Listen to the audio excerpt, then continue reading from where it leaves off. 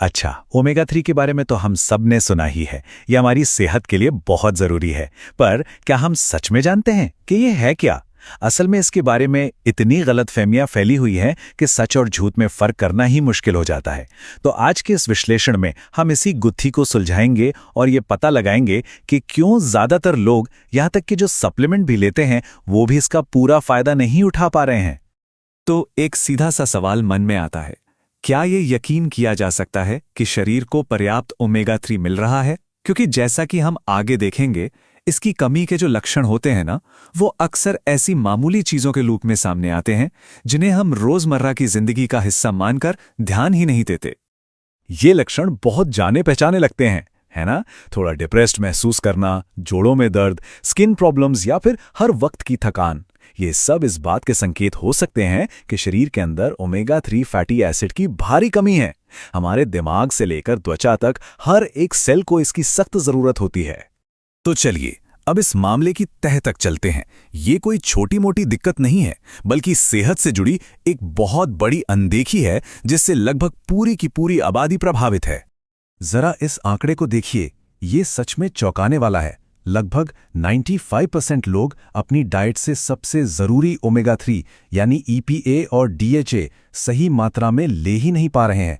इससे पता चलता है कि ये समस्या कितनी बड़ी और फैली हुई है। तो अब समझते हैं कि इस पूरी समस्या की जड़ क्या है, इसका साइंटिफिक कारण क्या है। असल में ये सब हमारी कोशिकाओं यानी सेल्स के लेवल पर होने वाले एक बहुत बड़े असंतुलन से जुड़ा है।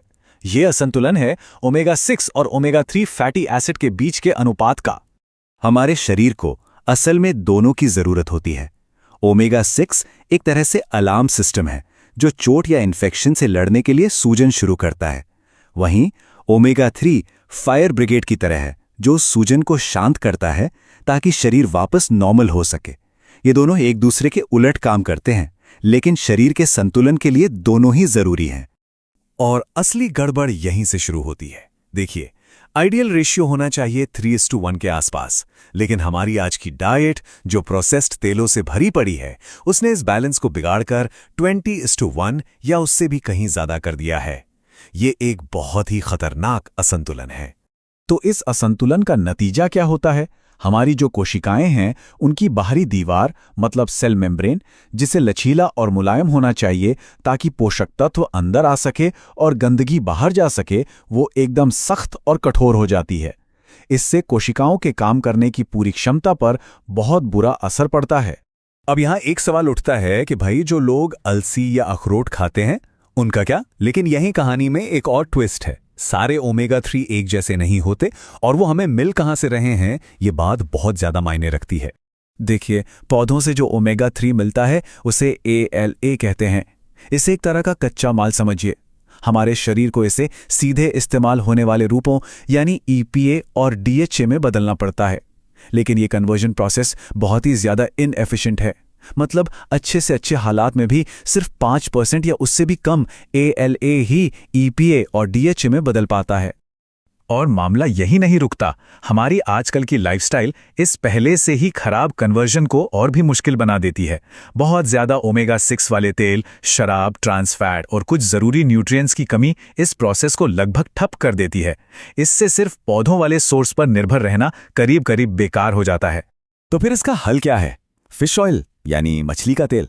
ज्यादातर लोग तो यही सोचेंगे, लेकिन रुकिए, कहानी में एक बहुत बड़ा मोड़ आने वाला है, और ये ज्यादातर फिश ऑयल सप्लीमेंट्स के साथ जुड़ी एक छिपी हुई प्रॉब्लम के बारे में है।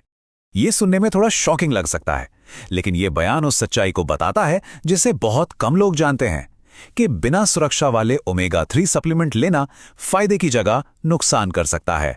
इस प्रोसेस को कहते हैं लिपिड पेरोक्सिडेशन। आसान भाषा में समझें तो जब ओमेगा 3 को उसके नेचुरल सोर्स से निकालकर कैप्सूल में बंद किया जाता है तो वो बहुत नाजुक हो जाता है।